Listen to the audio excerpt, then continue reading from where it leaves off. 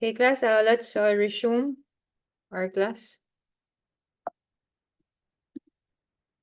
So there are 6 laws under banking laws. We'll go over the salient features of these 6 laws.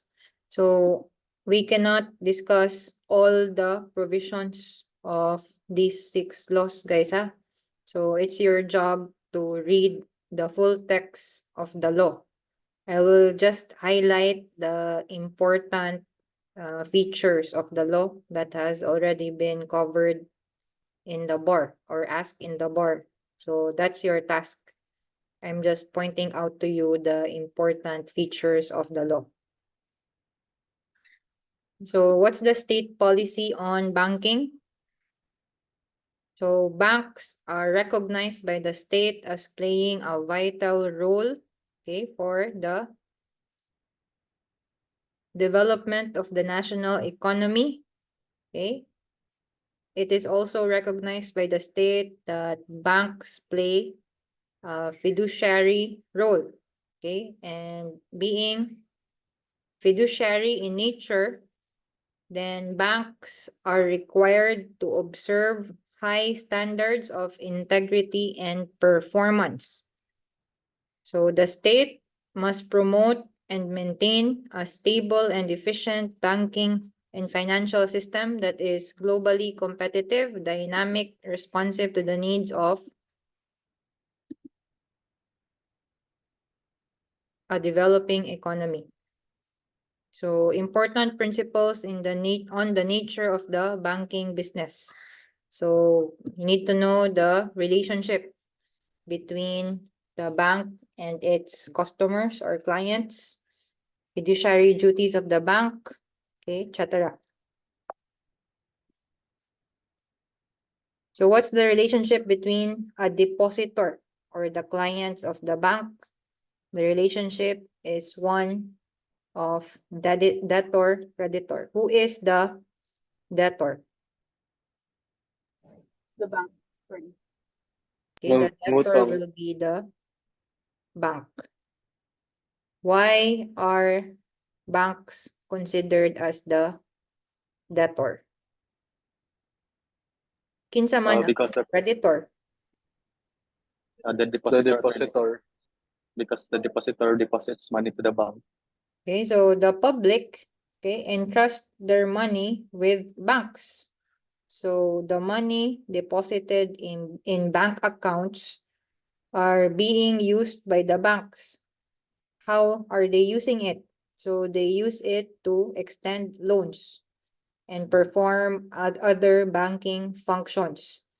Meantime, the deposits earn an interest.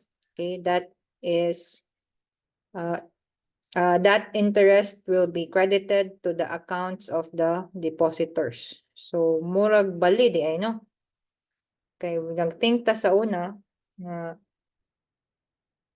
wa mo ta nagthink ani sa una. So our concept before is that kung depositor ta or customer ta sa bank na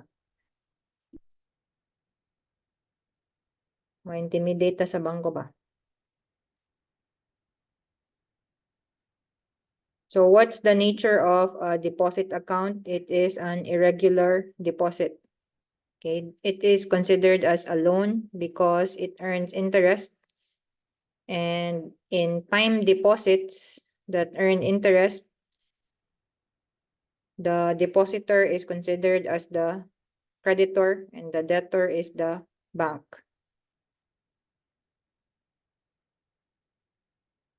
Okay, when is the relationship between a bank and a depositor considered bailor?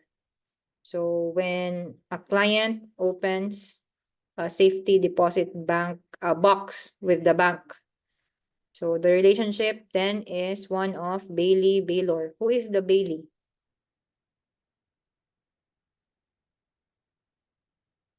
Si bank or si depositor?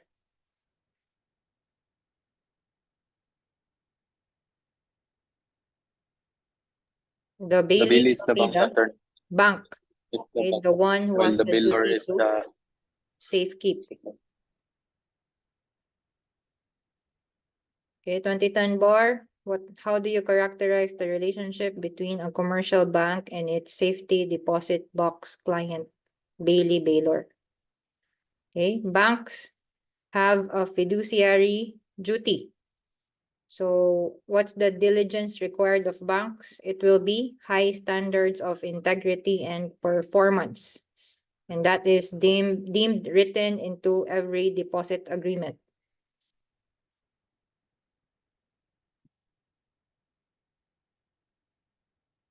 Okay, despite the fiduciary nature of banking, okay, there will be no trust agreement between the bank and its depositor. Okay, it will not convert the simple loan contract into a trust agreement. So failure to pay by the bank to its depositor is a simple failure to pay a loan, okay, and not a breach of trust. Why do we not consider it as trust agreement? Because banks do not accept deposits to enrich depositors, because that's the role of a trustee. Okay, you're supposed to grow the money that is entrusted to you, but banks receive deposits in order to earn money for themselves. So the banking industry is impressed with public interest. So the banking system, it's indispensable in the modern world. We all know that. So that's why the state imposes a high degree of diligence upon banks. And banks are required, they are under an obligation to treat the accounts of its depositors with meticulous care. Okay, keyword na siya guys, meticulous care.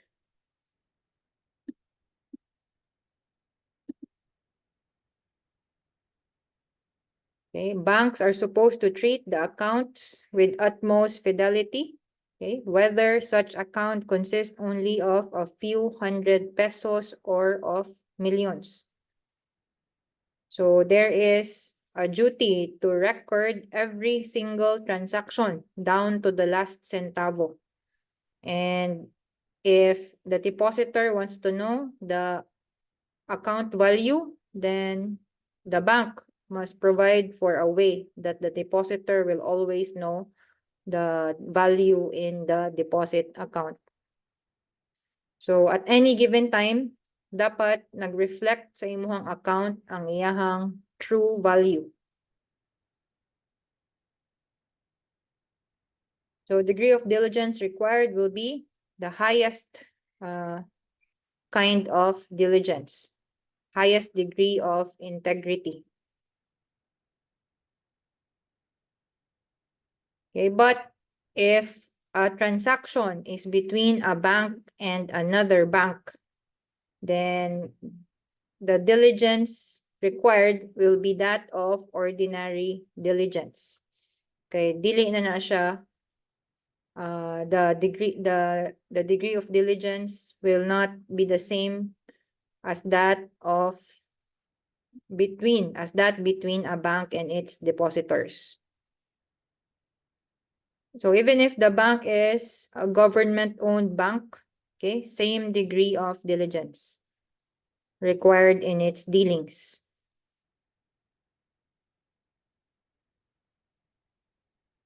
Okay, so some instances when banks were found negligent, okay, we'll discuss these later. So just what are those times when a bank is considered as negligent? So if a bank fails to credit funds deposited to the depositor's account, when the bank fails to follow its own rules and procedures on withdrawals, when the bank simply relies on the face of SPAs before lending 200,000, SPAs, special power of attorney, when the teller loses a passbook, when the bank fails to compare the signatures on the withdrawal slip and signature cards, Remember, when you open a bank account, you are required to give a sample of your signature. So, dapat i-compare siya, especially in large transactions.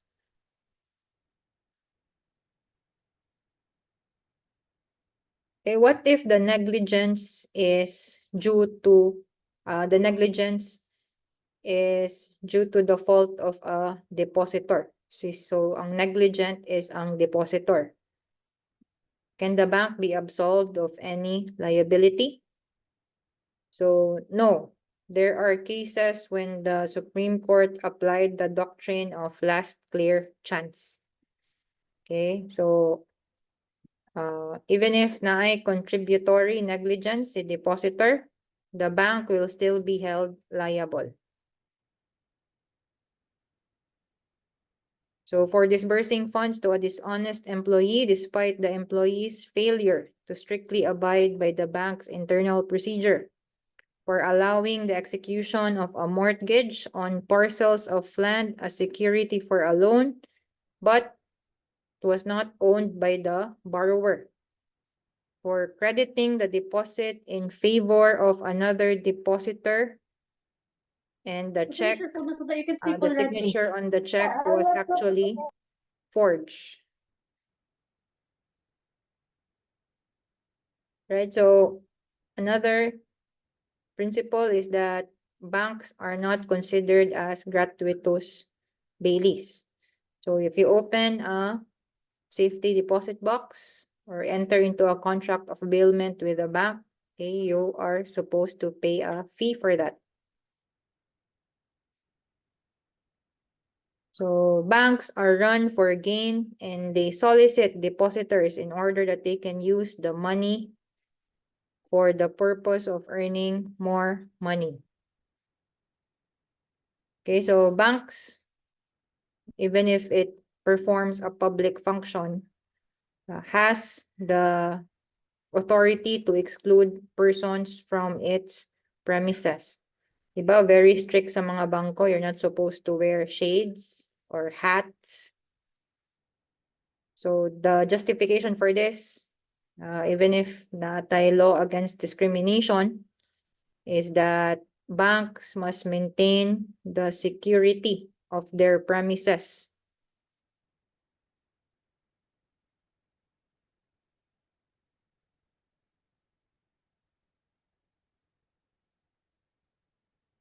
So the kay cases kabahin aning charging of interest for loans by banks.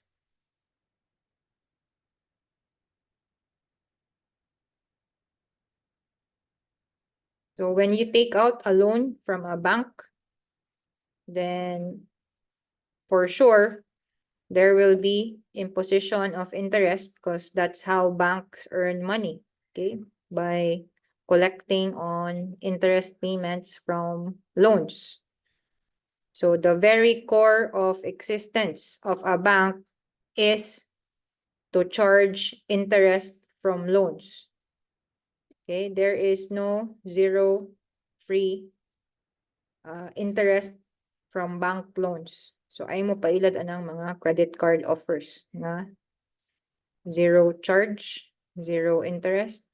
There are always fees and charges and interest hidden somewhere sa agreement. So being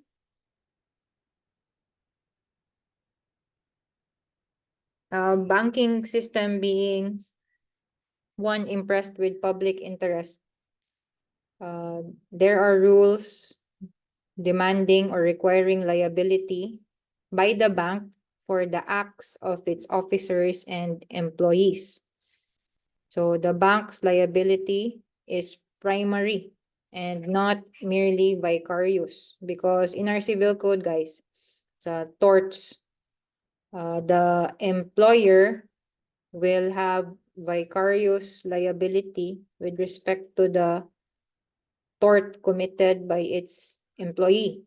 But here, primary ang liability ni bank if there is an act or omission causing injury or damage committed by its officers and employees. So you cannot raise, the bank cannot raise the defense of exercise of due diligence in the supervision, in the selection and supervision of its employees. So this is based from the diligence required from banks, which is the highest degree of diligence.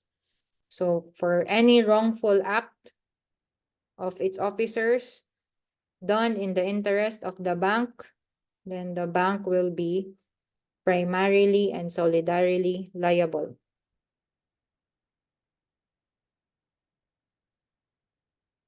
So for the tortuous or fraudulent acts of a bank manager, the bank will also assume primary liability.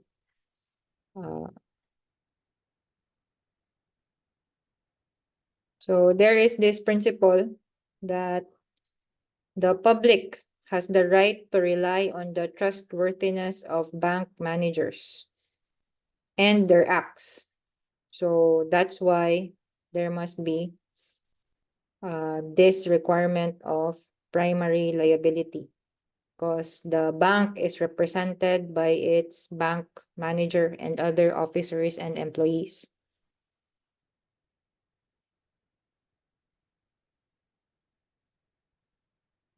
Okay, so just some highlights ato na mga cases. So bank tellers as well.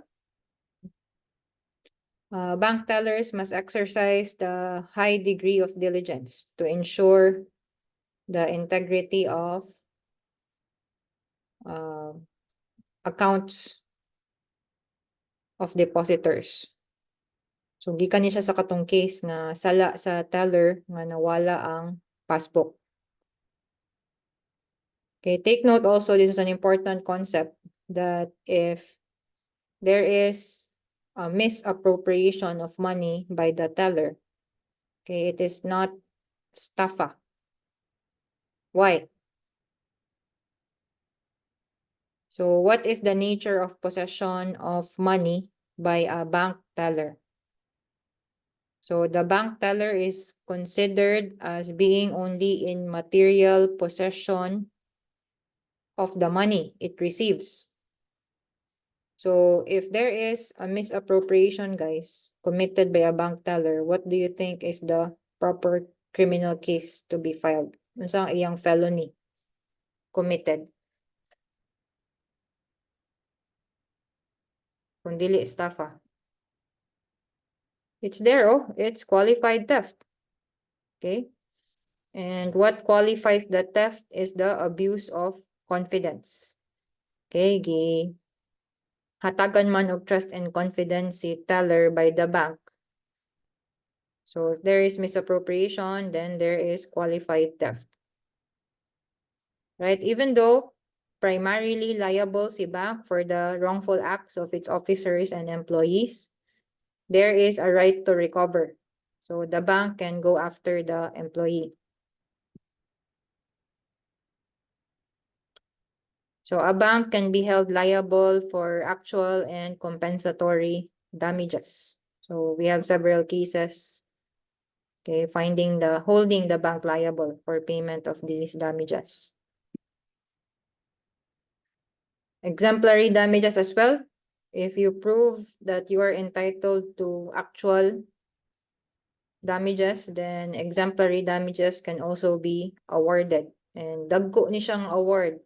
Kay exemplary damages are granted to set an example.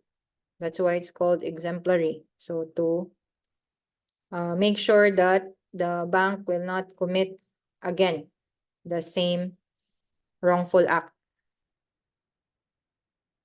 Also, moral damages.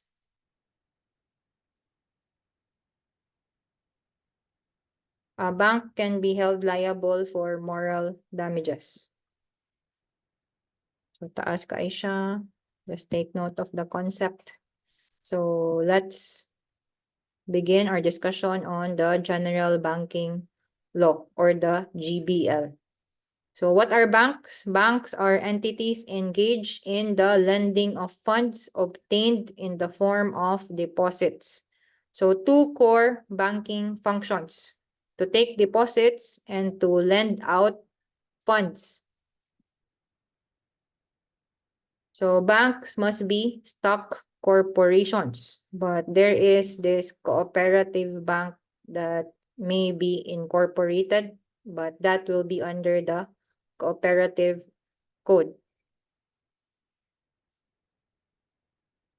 So foreign banks can also engage in business in the Philippines as long as approved by the MB or Monetary Board. And limited, however, ang ilahang banking functions allowed here in the Philippines. So they have 3 modes of operating in the Philippines. And just read the presentation, say requirements for a foreign bank to operate here in the country. So classification of banks, CUTRICO, mnemonic. We have commercial banks, universal banks, thrift banks, rural banks, Islamic, cooperative, and other classifications as may be determined by the BSP. So banks must be distinguished from quasi-banks and trust entities who also receive money from the public. So what are these quasi-banks? So these quasi-banks are entities engaged in the borrowing of funds, but they do it through issuance, endorsement, or assignment with recourse or acceptance of deposit substitutes for purposes of relending or purchasing receivables and other obligations. So not through deposits from the public. So what are deposit substitutes? It is found in Section 95 of the new Central Banking Act, the NCBA Act, the NCBA. So deposit substitutes are funds obtained from the public other than deposits. Substitute gani. So it could be through issuance, endorsement, or acceptance of deposit substitute instruments. Example, kaning bankers' acceptances, promissory notes, participation, certificates of assignment, etc. On the other hand, trust entities are stock corporation or a person authorized by the Monetary Board to engage in trust business. So what is a trust business? So there is a trusteeship involved here. So there is a trustee appointed by a trustor, and that trustee will administer, hold, manage funds or properties. And the management of the trustee must be for the benefit or advantage of a trustor or other beneficiaries. So mo receive sad siya og fund or property, but exclusively the management of the fund or property must be for the benefit of trustor or beneficiaries. So what's a universal bank? So what, as the name implies, it has the most number of powers compared to a commercial bank. And ang iyahang powers na wala sa commercial banks will be to operate an investment house, and the investment house can underwrite securities, and the universal bank can invest in non-allied enterprises. So what do we mean by non-allied? Typically, guys, the investments that can be made by the bank are limited to allied enterprises, meaning to fellow banks, Rasad. But if you're a universal bank, you can invest in non-allied enterprises. So commercial banks will have the powers as defined in section 29 and 53. Daghan kaayo. So please just read those sections. So here's the difference between a UB and a CB. So si commercial bank, maka-invest pa siya in allied enterprises.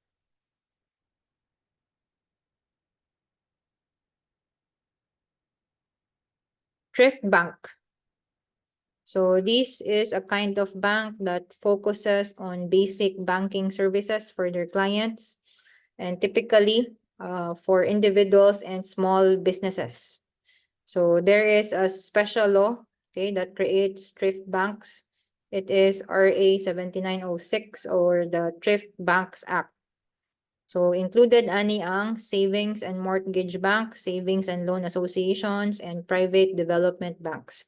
We also have rural banks, okay, governed by RA 7353 or the Rural Banks Act. So their customers are mainly farmers and merchants or cooperatives of farmers and merchants. And ang ilang target market will be rural communities.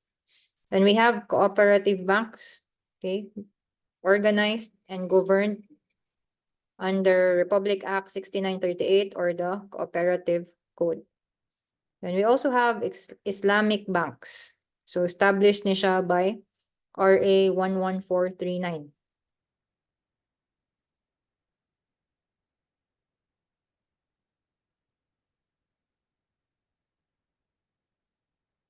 So the BSP has the power to classify other banks. And example ani kaning Land Bank of the Philippines, Philippine Veterans Bank, and Development Bank of the Philippines. So they are a class of their own. Why do you need to know the kinds of banks? 2010 bar. Okay, ask ang mga barristers to briefly describe the following types of banks. So take note that banks are strictly required to observe banking hours and days. Otherwise, kung manirado na sila guys, okay, maka-create na siya og panic and bank run. So that's why banks must strictly observe, okay, banking hours and days. So just for trivia knowledge, they must transact business on all working days for at least 6 hours a day. In addition, banks or any of their branches or offices can open on Saturdays, Sundays, or holidays. And the minimum nilang working hours will be 3 hours a day. So, gimonitor gyud sa BSP ang banking hours. So, the banking industry is declared under the GBL as indispensable to the national interest. So, that signifies that if there is a labor dispute, okay, and mag-file og notice of strike ang union of bank employees, then if the dispute remains unsettled after 7 calendar days, then the Secretary of Labor will assume jurisdiction. Okay? So while nag-assume jurisdiction the Secretary of Labor, no strike can be conducted by the union. The case will then be decided by the Secretary of Labor or it can be delegated to the NLRC. Bawal mag-strike ang mga bank employees. So powers granted to banks, they have all the corporate powers. Then we need to know this banking powers in particular. Then they have the power as well to invest.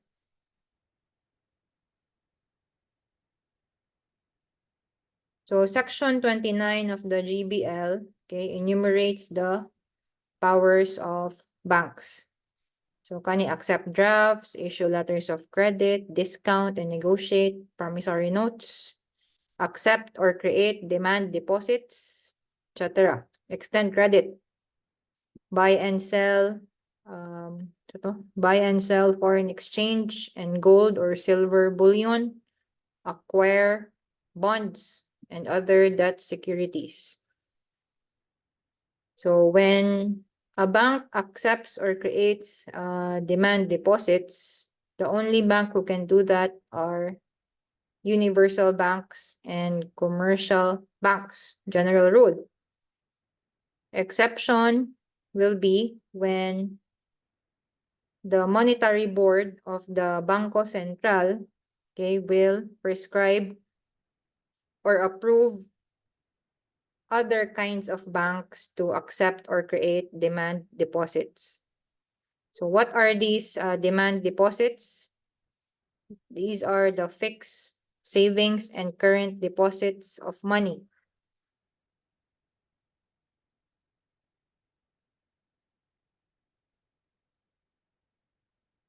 So there is a presumption that if you are the one who deposited money in a deposit account, then that depositor is the owner of the money. Okay? A depositor is presumed to be the owner of funds standing in his name in a bank deposit account. So the bank is not chargeable with notice that the money is owned by another person. Okay? And when it comes to deposit accounts, the bank has no duty or obligation to make an application or set off against the deposit accounts of a borrower.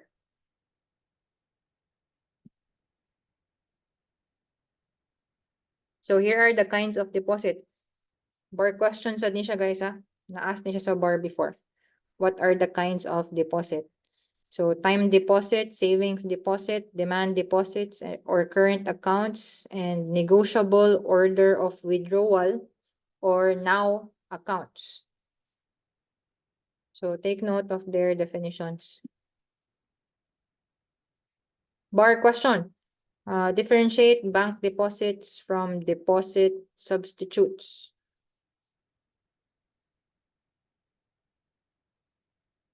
So take note ani definition.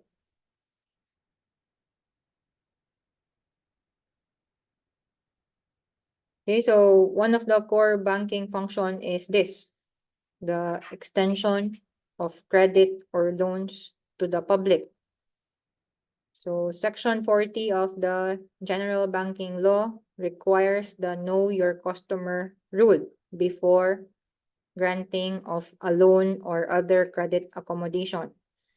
So this is in pursuance as well of prevention of money laundering. So if you open an account with a bank, okay, they will take your personal information.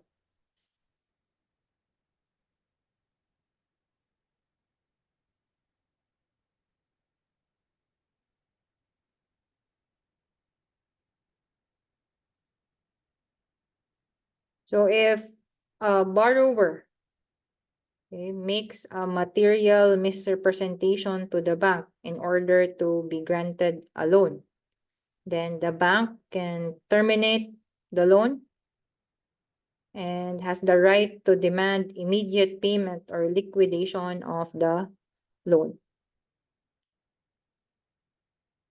So there is Section 47 of the GBL, which provides the rule on foreclosure of real estate mortgage. So, kabaw man mag real estate mortgage guys, no? Na it is an accessory contract to secure an obligation, to secure a loan, a debt. So if there is a default on the loan, then one of the remedies of the creditor will be to foreclose. And how do you foreclose? It could be judicial or extrajudicial. If it's an extrajudicial foreclosure, it is still conducted under the auspices of the court, but di ka mo file of case. Ipaagi siya through the sheriff, the court sheriff. So Section 47 of the GBL applies to judicial and extrajudicial foreclosure sales. So once ma-foreclose man gud ang mortgage property, it will have to be sold, and that is sold in a foreclosure sale. So once it is sold, the GBL provides for the rules on redemption of the foreclosed property. So Section 47 gives the mortgagor a redemption period of 1 year from the date of the foreclosure sale. Okay. Exception to this will be juridical persons. If the mortgagor is a juridical person, a corporation, or the bank itself, then juridical persons have only a limited period to redeem the property. So the rule is that there must be redemption before the registration of the certificate of foreclosure sale in the registry of deeds. Excuse me, guys, I have to take this call. Hello? Yes.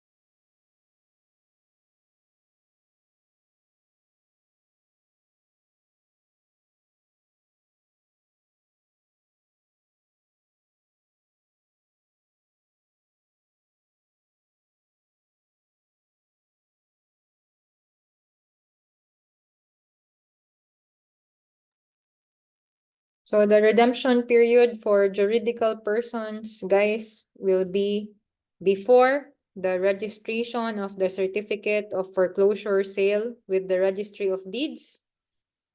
But in no case shall redemption be more than 3 months after the foreclosure.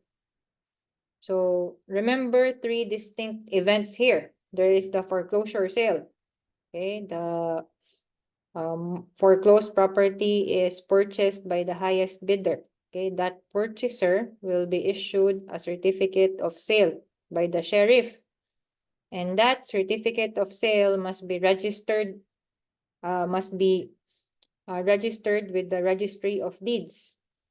So up to when can juridical persons redeem the foreclosed property? So it should be before the registration of the sale with the RD. But in no case to exceed 3 months from the date of foreclosure. Klaro? Kung lapas na 3 months ang foreclosure and wala gihapon na register ang certificate of sale, then that means that the right to redeem has already lapsed. Okay, nilapse na siya. So when there is foreclosure sale, the purchaser will have the right to enter upon and take possession of the property immediately, while wala na exercise ang right of redemption. So can you enjoin or restrain the conduct of foreclosure proceedings? Yes. Okay, you need to file a petition in court or a complaint for injunction, and the petitioner must file a bond equivalent to the damages that may be suffered by the bank or the mortgagee. Si mortgagee maning magpakuan, di ba? Makapa-foreclose. So whatever is the debt owed, okay, mo tayo na more or less ma-incur na damage. So that must be secured by a bond made by the person seeking injunction of the foreclosure proceedings. So banks, one of the powers of the bank is to make investments, but the GBL imposes limitations on the investments that a bank can make, like investments in real property. So the bank can acquire real property, but whatever it acquires must be used or must be necessary for its business.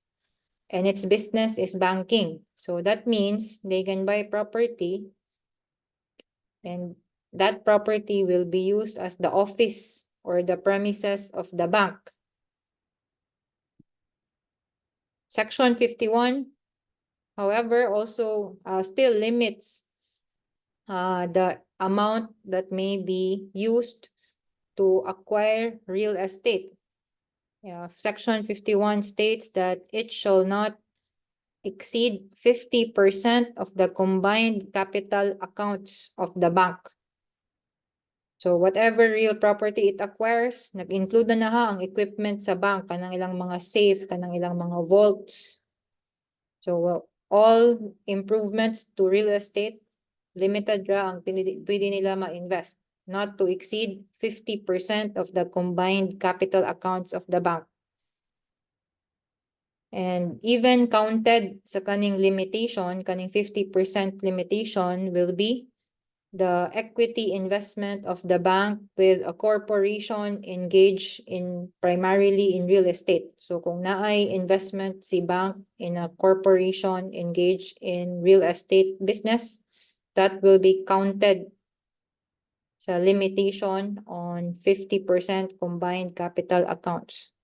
So section 52 of the GBL also tells us, okay, some the instances when a bank can acquire or convey or hold real property other than real property that it holds for its own use.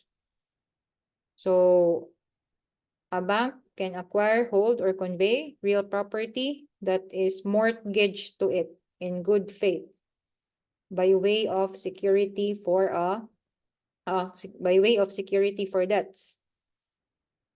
And it shall be real property conveyed to it in satisfaction of debts previously contracted. So katong mga nagdasyon and pago. And then the bank can also acquire, hold, or convey real property it purchases at sales under judgments, decrees, mortgages, or trust deeds held by it. So if the bank acquires, holds, or conveys real property under the three instances, okay, we just read, the bank, however, must dispose all the real property it acquired within a period of 5 years. So di isad pwede na i-hold na forever ni bank ang real property that it came to acquire under these three instances. It must be disposed in 5 years.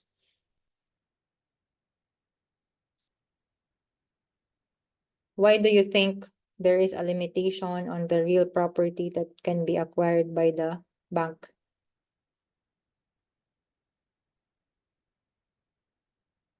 Kaya kung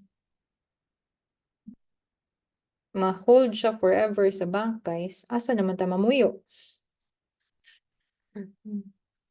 Daghan kay ma-deprive of land or possible residential or commercial or industrial purpose.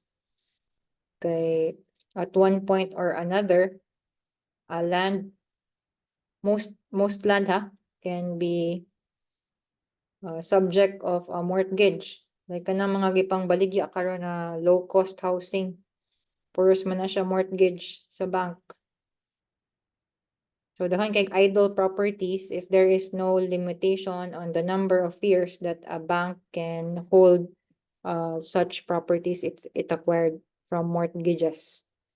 So additional powers, read section 53. So renting out safety deposit boxes is one of the additional functions of a bank. And in the case of CA Agro-Industrial Development Corporation versus Court of Appeals, the court here declared that a bank cannot be excused from any liability arising from the loss of the thing deposited in a safety deposit box, and that loss was due to fraud, negligence, or delay. Kung naay stipulation exempting the bank from liability, then that stipulation will be void for being contrary to law and public policy.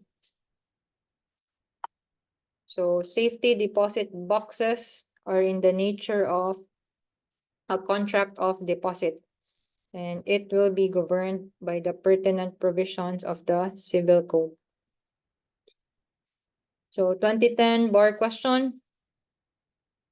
Katong ruling ganina sa CA Agro is a stipulation in the contract for the use of a safety deposit box relieving the bank of liability in connection with the use thereof valid? The answer is no, against public policy. Right, so this is another power, an important power of the bank, which is to grant loans. And Section 39 of the GBL states that the granting of loans must only be in amounts and for the periods of time essential for the effective completion of the operations to be financed. And it must be consistent with safe and sound banking practices. So there's a limit imposed by the GBL with respect to loans, credit accommodations, and guarantees that can be extended by the bank.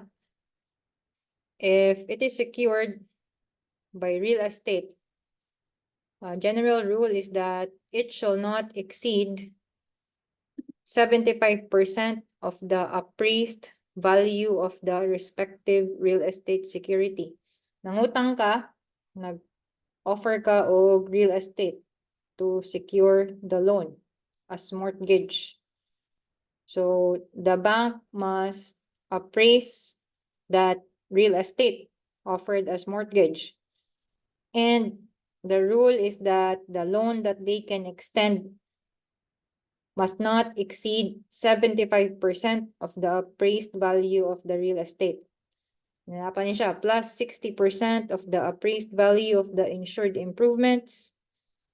And such loans may be made to the owner of the real estate or to the assignees.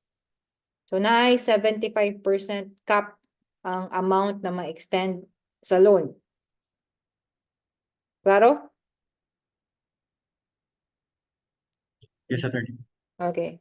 If Yes, attorney. the loan is to Yes, be attorney. secured by chattels, okay, and other intangible properties, same, shall not exceed 75% of the appraised value of the security. Okay, ang exception ng aning 75% limit will be if authorized by the monetary board. So what if the purpose for which the loan was taken out, okay, was not followed?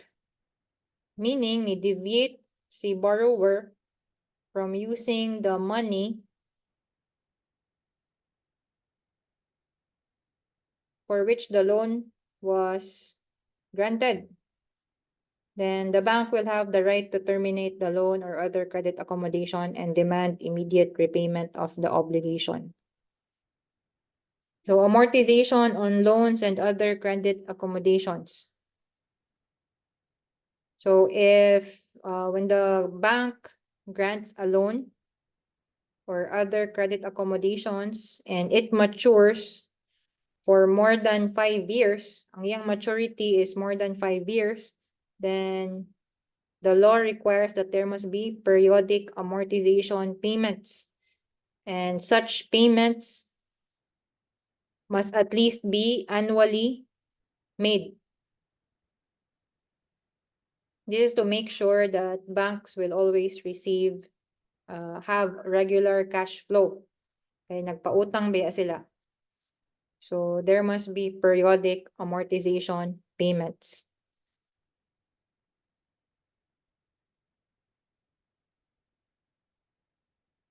Interest imposed on loans. So the Monetary Board of the BSP, they have a manual for this and other related circulars. They prescribe specific maturities depending on the kind of the loan. So there are maximum maturities or maturity periods imposed and applied to certain kinds of loans.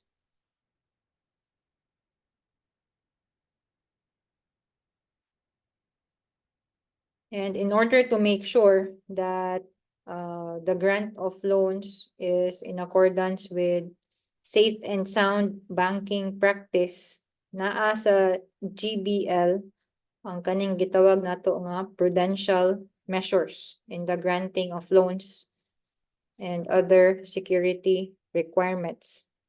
So there is this ratio of net worth to total risk assets. What does this mean? This ratio must be maintained by the bank because there is a minimum ratio which the net worth of a bank must bear to its total risk assets. So meaning ang iyahang mga gipautang na amount, ang gi-extend niya nga loans in totality must bear a certain ratio to its net worth. So a bank is not allowed to expand the volume of its loans and investments in a manner that is disproportionate to its net worth. Sige siya pautang, gamay di kay siya net worth. For example, the net worth of the bank is 100 million, but the loan it extended is 500 million. So it is disproportionate to its net worth and it is unsound. It is an unsound banking practice. So there is this prudential measure that a bank must conform to the risk-based capital ratio prescribed by the Monetary Board. So the Monetary Board has the power to adjust this particular ratio. If the bank will not comply or maintain the ratio prescribed by the Monetary Board, then the Monetary Board can limit or prohibit the distribution of net profits. Diba naman ay mga stockholders sa mga bangko. So, i-limit or i-prohibit ni Monetary Board ang pag-distribute of profits in the form of dividends to the stockholders of the bank. And other sanctions that the MB can impose on the non-compliant bank. Then another prudential measure found in the GBL is the single borrower's limit. So if you're a single borrower, naasay limit sa amount of loan or credit accommodation that can be extended to that single borrower. So this prudential measure states that the total loans, credit accommodations, and guarantees that may be extended by a bank to any person, partnership, etc., shall at no time exceed 25% of the net worth of such bank. So 25%. General na siya nga limit for a single borrower. So exception will be if otherwise prescribed by the Monetary Board. And wholesale lending activities of government banks to participating institutions, naa sila'y lahi nga limit, 35% of net worth. So the purpose of the single borrower's limit is to prevent the bank from making excessive loans and other credit accommodations to a single borrower. So do not put all your eggs in one basket. Okay, that's the concept. So the limit can be increased by the monetary board. So meaning allowed sila mo pautang more than 25%. Okay, but there are certain conditions for the limit to be increased.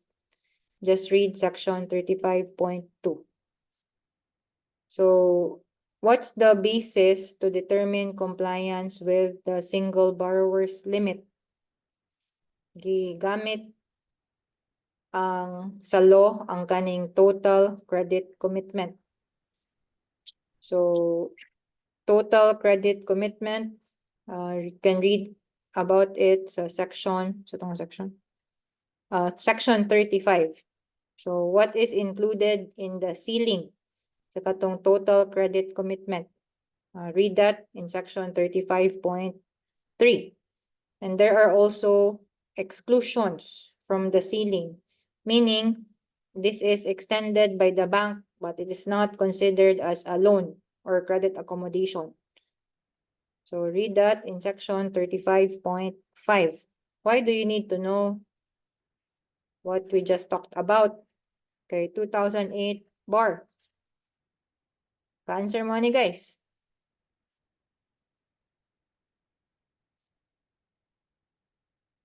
Okay, take note of this bar question. You have to answer it using the SBL or single borrower's limit. And another prudential measure, okay, to protect the bank is the DOS restriction. And DOS stands for directors, officers, stockholders, and their related interests. So the DOS restriction is found in section 36, wherein if you are a DOS okay, there are certain conditions before the DOS can take out a loan or credit accommodation from the bank where that DOS is affiliated with. So section 36, if you read it initially, it seems like the DOS are prohibited from taking out a loan with their own bank, but actually allowed Russia. So it's almost 3:30. Let's continue our discussion next meeting. Any questions? Attorney, good afternoon. Kan attorney online or ka attorney yan. I think duha mi kabuok diri sa imong class, but some is nasa pikas ko and kanang